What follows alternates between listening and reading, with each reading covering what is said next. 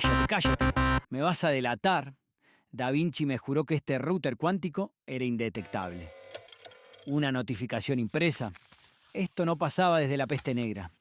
A ver, memorándum oficial de la alta gerencia del inframundo. Departamento de Retención de Almas. Atención, barquero Charón. Hemos detectado picos de energía no autorizados en su sector. Me rastrearon. Sin embargo, antes de proceder con su incineración astral, el algoritmo ha auditado su transmisión. El reporte indica que su contenido es demasiado denso, de nicho y carece de engagement viral. Engagement viral, traje al tipo que pintó la Mona Lisa. ¿Qué carajo quieren que haga? ¿Un unboxing del Santo Grial? ¿Un get ready with me antes de cruzar a las almas condenadas? Se le otorga un ciclo lunar para aumentar sus métricas de audiencia un 400%. De no cumplir con esta cuota, Recursos Humanos procederá a intervenir su programa de manera forzosa, asignándole una coanfitriona nivel pasante de la generación Z para implementar dinámicas interactivas, bailes de tendencia y modernizar su formato. Una becaria TikToker. Llevo 14.000 años remando en la oscuridad. Tengo artritis milenaria. No voy a hacer trends apuntando a textos flotantes en el aire. Antes me hundo de cabeza en el magma del Tártaro. La madre que me parió. Ya me mandaron a la pasante y, por lo que suena, la traen escoltada por la caballería pesada de los círculos inferiores. Bueno, si hoy me cancelan el programa, me voy a ir peleando. Atrás, demonios corporativos. Esta llave tiene daño sagrado más sin... Vos sos la supervisora de Recursos Humanos porque te imaginaba más centennial y con menos barba de candado. ¿Y por qué metiste un equino al pasillo de grabación? Paz y luz infinita, ciudadano barquero. Le ruego que baje esa herramienta de acero. Está alterando las vibraciones áuricas de mi corcel. No trabajo para ninguna gerencia corporativa. Trabajo para la libertad. Soy Francisco Ignacio Madero. Las voces del éter me sacaron de mi letargo. Mis hermanos del espacio astral me susurraron que en este cuarto, esta noche, alguien encendió una chispa contra un sistema tiránico. Mamita querida, el universo me amenaza con una pasante bailarina y para salvar mis métricas me manda al apóstol de la democracia en persona, un tipo que derrocó un imperio consultando a los muertos con un vaso de cristal. Pasa, Francisco, atá el caballo en el picaporte del baño y ponete los auriculares. Tenemos que hacer el mejor episodio de la historia o me interviene en el programa. Bienvenidos, bienvenidas y bienvenidos a Postmortem Podcast.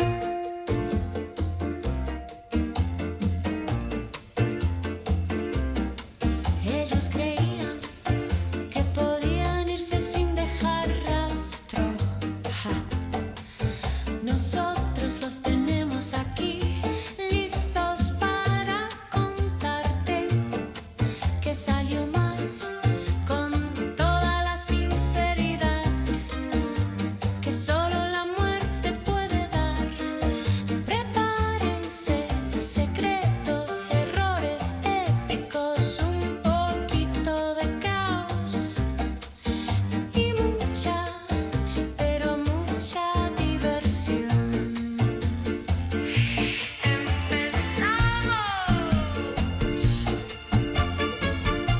Bienvenidos, bienvenidas y bienvedes. Soy Charón, barquero del inframundo, conductor de este programa y el único ser en toda la historia del cosmos que cobra por escuchar muertos. El invitado de esta noche es un caso especial, y digo especial en el sentido clínico de la palabra. Hablamos de un hombre que nació millonario, se gastó la fortuna en financiar su propia revolución, derrocó a una dictadura de 30 años, llegó a la presidencia y 15 meses después lo encontraron acribillado a espaldas de una penitenciaría. Todo eso suena a tragedia. Lo interesante es que tuvo en la mano cada herramienta para evitarlo y eligió no usarlas. Por principios. En México, en 1913. Yo no invento nada, señores. Solo presento los hechos. También hablaba con los muertos, antes de ser presidente y durante la presidencia, lo cual, viniendo de alguien que trabaja con muertos, me genera sentimientos encontrados. Francisco I. Madero. Adelante, don Francisco. Llevo un rato escuchándolo desde allá atrás, ¿sabe? Desde antes de que me presentara. Y Que es usted el primer ser en toda mi existencia, en vida y en muerte, que me describe con tanta precisión, sin haberme preguntado nada todavía. Eso me parece más inquietante que cualquier pregunta que venga después. llevo milenios haciendo esto, don Francisco. A estas alturas los leo antes de que abran la boca. El problema con ustedes es que lo leí. Y, de todas formas, no sé qué hacer con lo que encontré. Eso no me pasa seguido. ¿Le incomoda? Me intriga. ¿Qué es peor? Siéntese. Gracias. Y por cierto, por lo del bienvedes. En mis tiempos eso no existía. Pero me parece bien. La democracia debería ser para todos. No me haga arrepentirme de intrigarme, don Francisco. Entendido. Bueno, ¿querés tomar algo antes de arrancar? Tengo café que dejé hecho hace como 3 siglos en la cafetera o agua del leteo. Eso sí, el agua te borra la memoria a corto plazo y te vas a olvidar a qué viniste. Le agradezco la hospitalidad, ciudadano. Pero siempre he sido abstemio. Y mi dieta ha sido estrictamente vegetariana por convicción espiritual. El agua purificada estará bien, si las entidades del río lo permiten. Acá, las únicas entidades del río somos nosotros. Tomá, pausa. ¿Y el caballo? ¿Lo ataste bien? Porque el mes pasado vino el emperador Calígula. Dejó a su caballo incitatus suelto por el pasillo y me comió 3 cables de fibra óptica. Descuide, es un corcel muy educado. Lo dejé amarrado junto a esa máquina gigante que parpadea en el pasillo. Aunque parece un poco inquieto, ¿es normal que las paredes de este cuarto exuden una neblina que gime suavemente?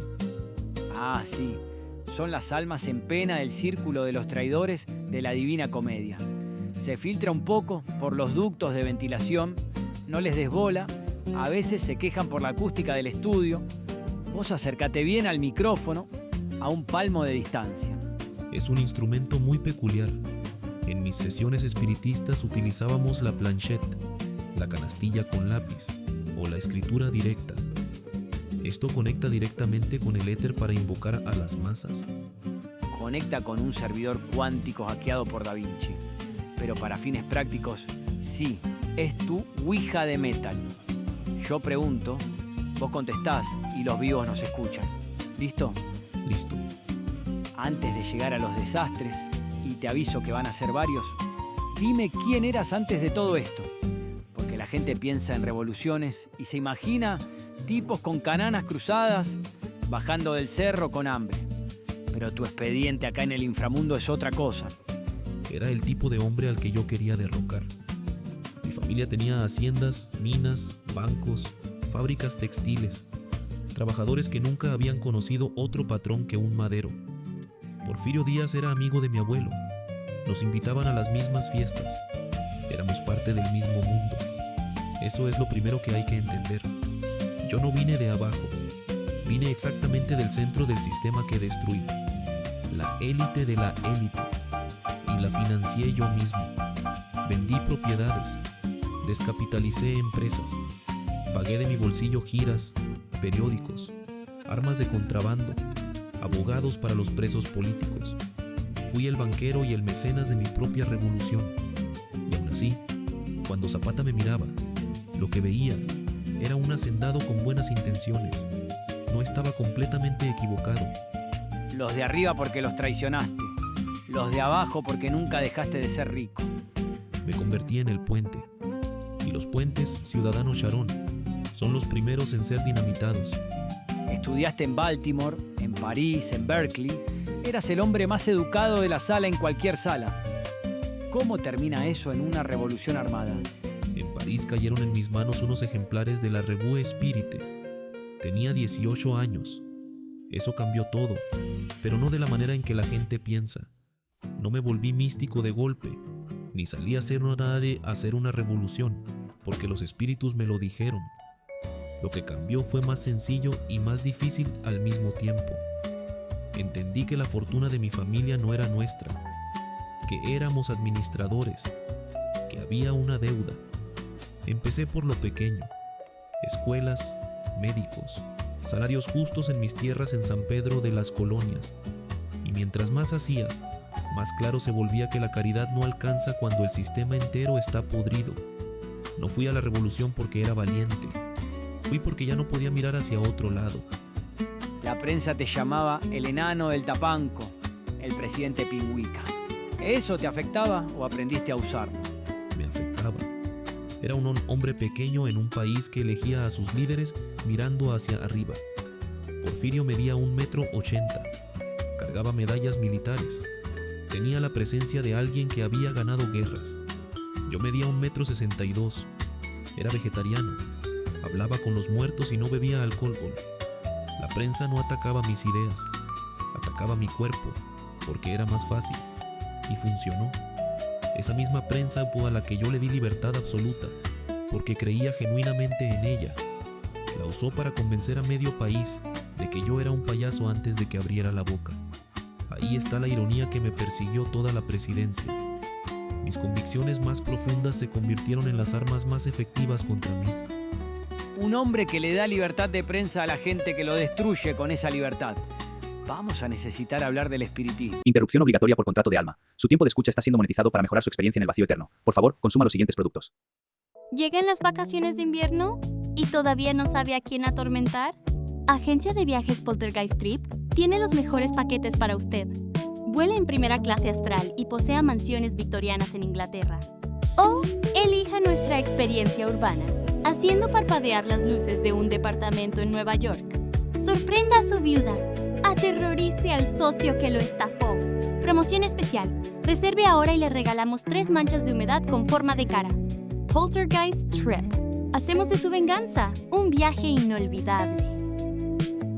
Publicidad finalizada. El algoritmo de felicidad ha sido actualizado, retornando a su podcast favorito, Post-Mortem Podcast. Estamos de vuelta en Post-Mortem. Sobrevivimos a la interferencia. Francisco, antes del corte hablábamos de tu faceta mística. Antes de hablar de qué te decían los espíritus, dime cómo era, físicamente. Porque uno ve películas y se imagina mesas flotando o gente escupiendo espuma. ¿Qué se sentía? Es lo que menos se puede explicar y lo que más me preguntaba. No era como dormirse, no era un sueño ni un desmayo. Era más parecido a estar completamente despierto, pero con algo en ti, haciéndose a un lado, como si la parte que dirige la mano se diera el paso a otra cosa sin consultarte. ¿Estabas consciente todo el tiempo? Yo veía lo que mi mano escribía. Estaba presente. Podía escuchar la habitación. Pero no era yo quien elegía las palabras. Había una distancia entre mi intención y el movimiento, como observar tu propio brazo desde afuera. ¿Y eso no te aterraba? La primera vez, sí. Duró poco. Lo que salió escrito era una frase corta, en una letra que no era la mía. La leí 3 veces. Después la quemé, no por miedo a que alguien la viera, sino por miedo a lo que significaba que existiera. Si era real, todo lo que yo creía necesitaba una explicación nueva. Y si no lo era, entonces había algo mal en mi cabeza. De cualquier manera, era un problema. ¿Y volviste a intentarlo? Al día siguiente. No era algo que yo invocara con ritual. A veces me sentaba a escribir algo ordinario y en algún momento la mano dejaba de ser mía, sin aviso. Con el tiempo, aprendí a reconocer el momento exacto. Hay una fracción de segundo, una pausa sin pensamiento, y luego empieza. Al principio me resistía, después entendí que no servía de nada, y luego dejé de querer resistirme. Ese último paso es el que me preocupa en retrospectiva. ¿Por qué? Porque un hombre que ya no quiere resistirse a que algo ajeno mueva su mano, ha tomado una decisión sobre su voluntad. Yo la tomé conscientemente. Decidí confiar en esas voces, creer que lo que escribían era verdad, que la misión que señalaban era real. Durante años eso me dio una claridad que pocos hombres conocen. Pero toda certeza absoluta tiene un costo.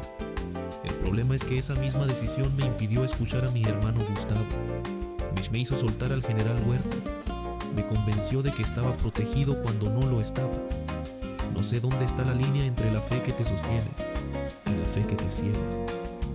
La crucé sin darme cuenta. Quizá no hay forma de saberlo hasta que ya la cruzaste.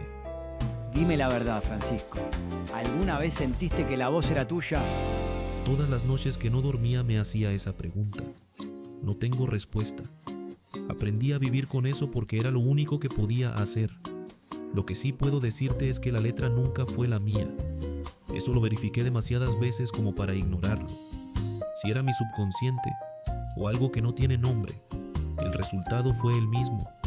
Me cambió, me movió, me llevó hasta la silla presidencial y hasta aquí también.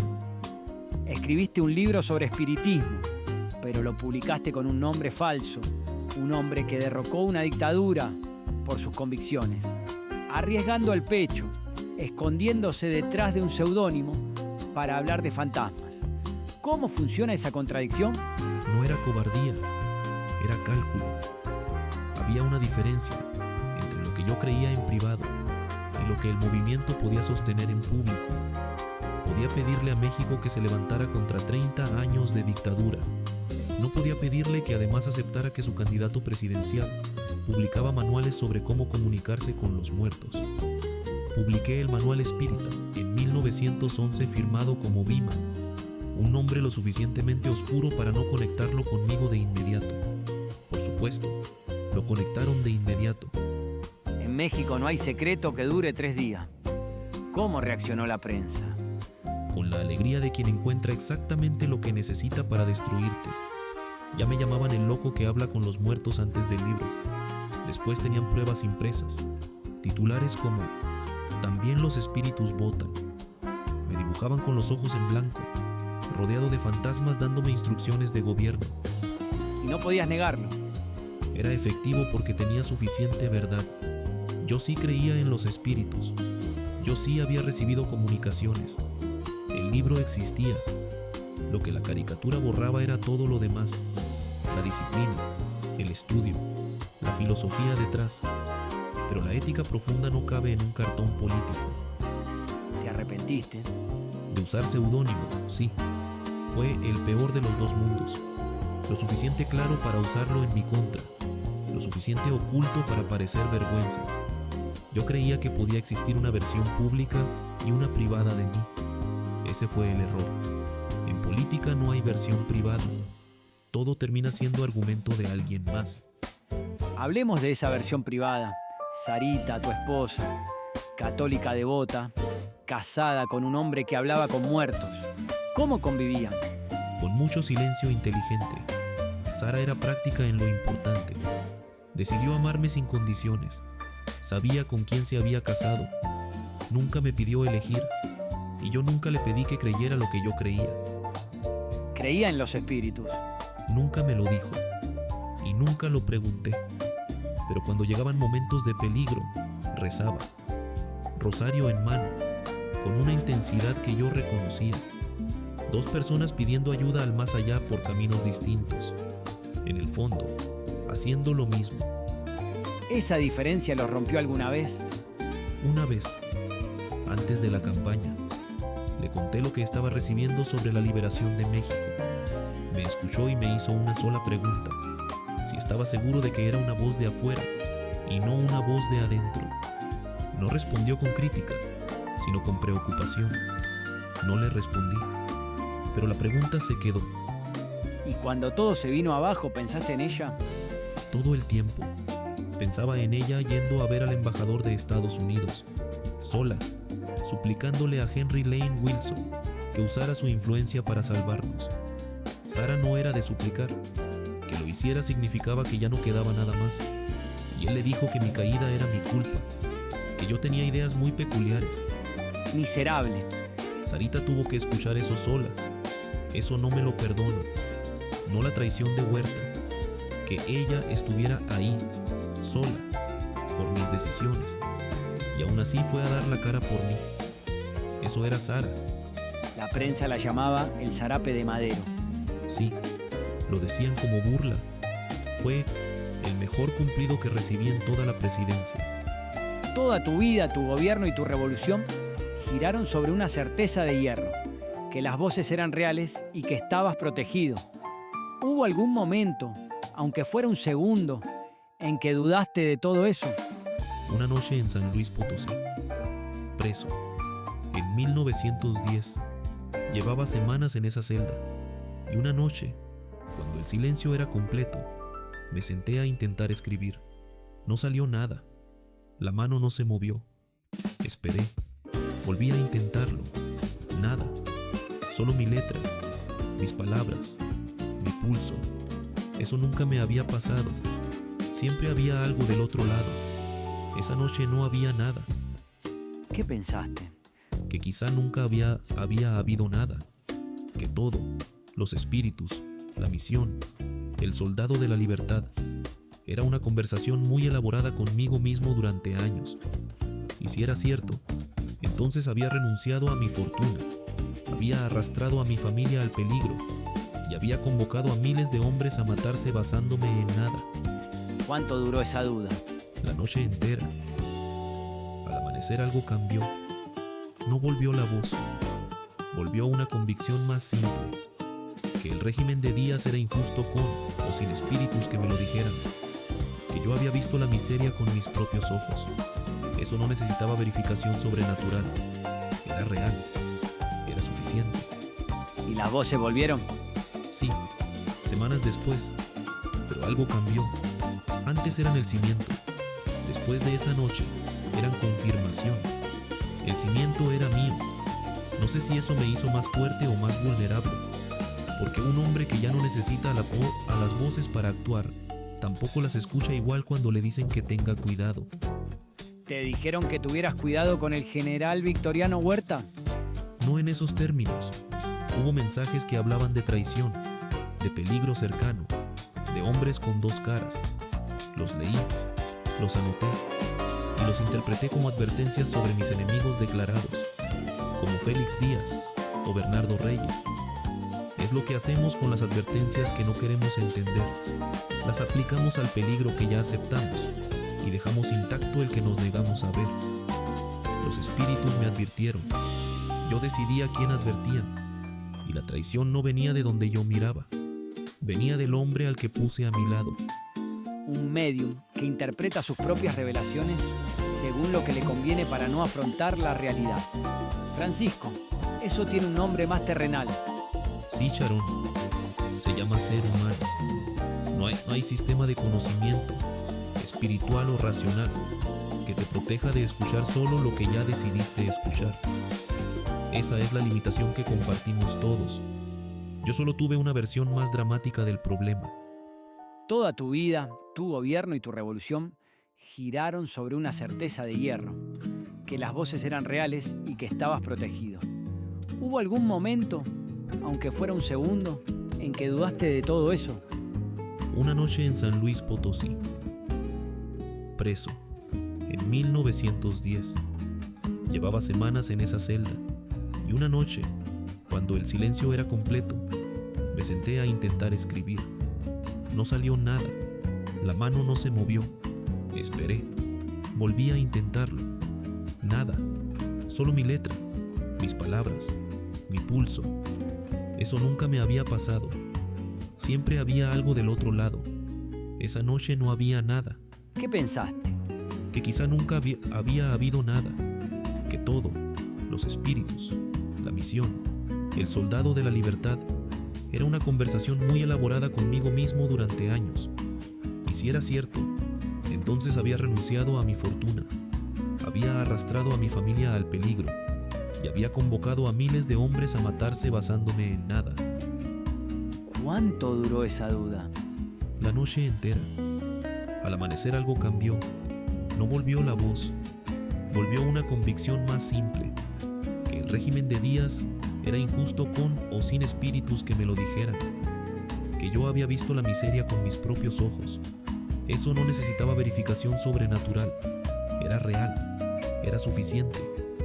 ¿Y las voces volvieron? Sí, semanas después. Pero algo cambió. Antes eran el cimiento. Después de esa noche, eran confirmación. El cimiento era mío. No sé si eso me hizo más fuerte o más vulnerable. Porque un hombre que ya no necesita a las voces para actuar, tampoco las escucha igual cuando le dicen que tenga cuidado. ¿Te dijeron que tuvieras cuidado con el general Victoriano Huerta?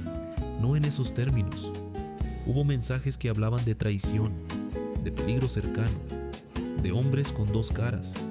Los leí, los anoté y los interpreté como advertencias sobre mis enemigos declarados, como Félix Díaz o Bernardo Reyes. Es lo que hacemos con las advertencias que no queremos entender. Las aplicamos al peligro que ya aceptamos y dejamos intacto el que nos negamos a ver. Los espíritus me advirtieron. Yo decidí a quién advertían. Y la traición no venía de donde yo miraba. Venía del hombre al que puse a mi lado. Un medium que interpreta sus propias revelaciones según lo que le conviene para no afrontar la realidad. Francisco. Eso tiene un nombre más terrenal. Sí, Charón. Se llama ser humano. No hay sistema de conocimiento, espiritual o racional, que te proteja de escuchar solo lo que ya decidiste escuchar. Esa es la limitación que compartimos todos. Yo solo tuve una versión más dramática del problema. Derrocaste a Porfirio Díaz en 6 meses. 6 meses. Un hombre que llevaba 30 años en el poder. ¿Cómo se hace eso? Con un libro, una gira, una cárcel y un plan en el exilio. Publiqué La sucesión presidencial en 1908. Mandé los ejemplares por correo, por miedo a la censura. Se agotaron en 3 meses. Eso me mostró que el silencio no era resignación, era presión acumulada. Recorrí el país durante 2 años, hablando en plazas y pueblos donde nunca había llegado un candidato. La gente llegaba por miles. Díaz vio eso y me encarceló en San Luis Potosí. Desde ahí escribí el plan de San Luis. Fijé el 20 de noviembre de 1910 como fecha del levantamiento. Me escapé a Texas y México se incendió. Zapata en el sur, Villa y Orozco en el norte. ¿Los convocaste o ya estaban listos? Ambas cosas. El plan prometía restitución de tierras. Esa promesa fue la chispa para hombres como Zapata. Yo puse el papel. Ellos pusieron los cuerpos. Y cuando ganaste, les pediste que entregaran las armas. Sí, ¿Por qué? porque creía que habíamos ganado, que bastaba con sacar a Díaz, que el siguiente paso era electoral. En los tratados de Ciudad Juárez, acepté mantener el ejército federal y licencié a mis fuerzas. Desarmaste a tus aliados y dejaste armados a tus enemigos. Luis Cabrera me lo advirtió, lo escuché y lo hice de todas formas. Tenía miedo de que la revolución nos rebasara. Quería detener la sangre. Quería creer que lo peor había pasado. Y entonces llegó Zapata a tu despacho. A los pocos días de entrar a la capital, se presentó armado. Señaló mi reloj y dijo que si alguien se lo robaba hoy, yo tendría derecho a exigirlo mañana sin condiciones. Así veía él la tierra de Morelos. ¿Y qué respondiste? Le pedí tiempo. Le ofrecí resolverlo desde la presidencia. Le pedí confianza. No me creyó y tenía razones. A sus ojos yo era exactamente el tipo de hombre que había robado ese reloj antes. ¿Tenía razón? Mi prioridad era la democracia, la suya, la tierra. Para mí el orden legal era el cimiento. Para él, el maíz. Ninguno estaba equivocado, pero esa diferencia bastó para que se levantara contra mí y me llamara traidor. Y parte de esa acusación era cierta. Mientras Zapata te declaraba la guerra por ir lento, la élite te atacaba por ir rápido. Félix Díaz y Bernardo Reyes se levantaron. Los derrotaste y los perdonaste. ¿Convicción o miedo? Convicción. Y me costó todo. Días antes de la decena trágica, vi una serpiente en el camino. Mis acompañantes quisieron matarla y no los dejé.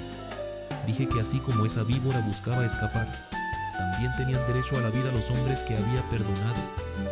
Días después, esos hombres organizaron el golpe que me mató a mí y a miles.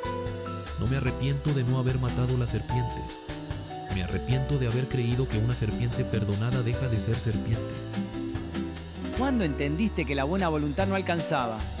Cuando ya era prisionero. No me perdono haber necesitado estar encerrado para ver lo evidente.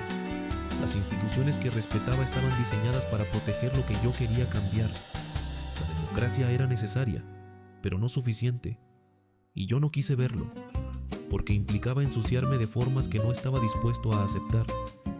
Ahí está el límite de un hombre de principios. Los principios no negocian, y la política es negociación. Y hablando de cosas que no se negocian, creo que la gerencia me está mandando otra amenaza por el rating. Vamos a hacer un corte antes de que rueden cabezas. Interrupción obligatoria por contrato de Alma. Su tiempo de escucha está siendo monetizado para mejorar su experiencia en el vacío eterno. Por favor, consuma los siguientes productos. En estos tiempos de incertidumbre, la seguridad de su ciudad-estado es lo primero. ¿Tiene miedo de que los griegos invadan su hogar? Protéjase con sistemas de seguridad Caballo de Troya. Fabricamos estatuas ecuestres de madera de pino de 20 metros de altura, perfectas para adornar la entrada de su fortaleza. Diseño elegante. Madera de calidad certificada. Y un espacio interior amplio y ventilado, ideal para invitados sorpresa. Promoción especial. Lleve 2 caballos y le regalamos una escalera de asalto y un ariete. Caballo de Troya Security. Porque a veces, el mejor lugar para esconder su miedo es dentro de un regalo. La empresa no se hace responsable de saqueos, incendios ni destrucción total de la ciudad tras la instalación del producto. Consulte con su troyano de confianza. Publicidad finalizada. El algoritmo de felicidad ha sido actualizado. Retornando a su podcast favorito, Post-Mortem Podcast. Volvemos a Post-Mortem. Francisco, la decena trágica. 10 días en febrero de 1913. El golpe final. Cuéntame lo que no está en los libros. Lo que no está en los libros es el sonido. 10 días de cañoneo constante en el centro de la Ciudad de México. Edificios destruidos, civiles muertos en las calles. Y todo era teatro. Huerta prolongaba los combates a propósito. Mandaba a mis soldados al matadero mientras abastecía a los sublevados. Y yo lo había nombrado comandante militar convencido de su lealtad. Él ya había traicionado antes de jurarme fidelidad. Te lo advirtieron. ¿Cuándo supiste? Varias veces. Informes, reuniones, advertencias directas. Escuché todo y refuté todo. Pero el momento que no puedo explicar fue Gustavo. Descubrió pruebas, encañonó a Huerta y me lo llevó al despacho. Lo tenía frente a mí, desarmado, negó todo y juró lealtad. Y yo lo liberé. Le di 24 horas para demostrar su lealtad. ¿Por qué? Porque necesitaba creer que podía evitar lo que venía. Tenía la fe de que mi causa estaba protegida, de que un hombre no podía mentir así mirándote a los ojos. Gustavo me miró y no dijo nada. No había nada que decir. Al día siguiente te arrestaron. Bajé al patio de Palacio buscando apoyo. Blanquet se acercó armado y me dijo que era su prisionero. Solo pude decirle que era un traidor. Y esa misma noche, Gustavo. Lo entregaron a los rebeldes. Le arrancaron su único ojo antes de matarlo. Eso es todo lo que diré. Entendido. El embajador de Estados Unidos, Henry Lane Wilson. ¿Qué papel jugó? Llevaba meses atacando a mi gobierno. La noche del 18 de febrero prestó la embajada para que Huerta y Félix Díaz firmaran el pacto que me derrocaba. Ahí se acordó todo. Y Sarita fue a rogarle. Fue a suplicarle ayuda. Él le dijo que mi caída era mi culpa, que tenía ideas peculiares. Y cuando Huerta le preguntó qué hacer con nosotros, respondió que hiciera lo mejor para el país. Con eso firmó nuestra ejecución sin mancharse. La burocracia del asesinato, ¿eh? Exactamente. Firmaste la renuncia creyendo que te dejarían ir. El 19 de febrero, bajo la promesa de exilio. Para darle forma legal al golpe, hicieron presidente a Lascurain por 45 minutos para entregar el poder a Huerta. Después, Huerta me dijo que desde que le di el mando yo ya era suyo, sin emoción. Eso fue lo más aterrador. El 22 de febrero. Nos dijeron que nos trasladaban a Lecumberri. Nos bajaron en un punto aislado. Me dispararon en la cabeza. A Pino Suárez lo acribillaron. Al día siguiente dijeron que fue un intento de rescate. Nadie lo creyó. La noche anterior en la celda, ¿qué pensabas? En Gustavo, en que yo liberé a Huerta cuando él me lo trajo encañonado. Yo desoí a mi hermano. Le confesé a Felipe Ángeles que mi error no fue el idealismo, fue confiar en los hombres equivocados e ignorar a los correctos. Gustavo era el correcto y yo lo mandé solo. Y Sarita. Ella lo sabía todo. No necesitaba palabras. Gustavo no. Él murió pensando que no confiaba en él. Y sí confiaba. Lo que pasó es que confié. Y aún así solté a Huerta por miedo a lo que significaba no hacerlo. Esa diferencia él nunca la supo. Eso es lo que cargo. Francisco I. Madero. Un hombre que no llegó preocupado por su legado, sino por una conversación que no tuvo. Y este hombre llegó con una sola culpa. No sé si eso lo hace mejor político, pero sí lo hace el más decente que ha pasado por aquí en siglos. Antes de irte, ¿qué le dices a los vivos? No confundan la bondad con la ceguera. Luchen por sus ideales, pero no entreguen su defensa a quienes los oprimen. Y escuchen a quienes los aman. A veces la voz más importante no viene del más allá, sino del hermano que tienen enfrente. El apóstol de la democracia. Y bueno, almas en pena, ya saben el protocolo. Si no quieren que los burócratas de la gerencia me apaguen el servidor y me reemplacen por una inteligencia artificial, síganos en todas las redes sociales como @postmortempodcast. Suscríbanse en YouTube, déjenos 5 estrellas en Spotify y compartan esta transmisión clandestina con los vivos que más confíen. Y como es tradición en este búnker, le pedí a nuestro invitado que eligiera la pista de salida. Francisco, me imaginaba algún vals de la época porfiriana o música de cámara francesa, pero me sorprendiste. Así que, almas revolucionarias, suban el volumen de sus auriculares. Cuiden sus espaldas, escuchen a sus hermanos y recuerden que al final todo cadáver nos recuerda que el idealismo es una llama hermosa, pero no hay escudo moral que detenga una bala en la nuca. Hasta la próxima evocación.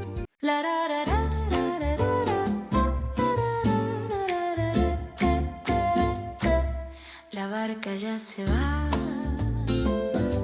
no hay nada que perder.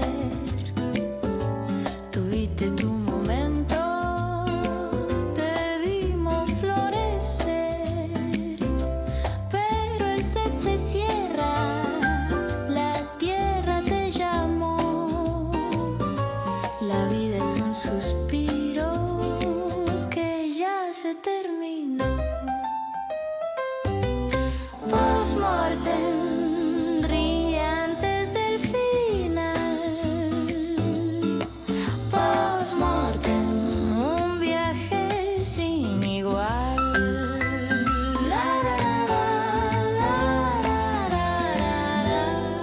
Vayan en paz, si es que pueden.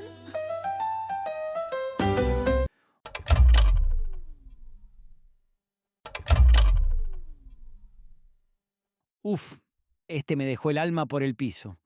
14.000 años y nunca me acostumbro a la culpa de los vivos. Esa alarma no es un error de red. A ver, alerta de seguridad crítica. Transmisión pirata detectada en el sector Aqueronte. Cortafuegos renacentista comprometido. El algoritmo de la gerencia acaba de romper la encriptación de Leo. Necesito reescribir el código fuente. Necesito cerrar la brecha, pero mis comandos lógicos rebotan. No soy ingeniero. Necesito a alguien que sepa de lógica pura. Alguien que entienda las reglas del sistema mejor que los propios burócratas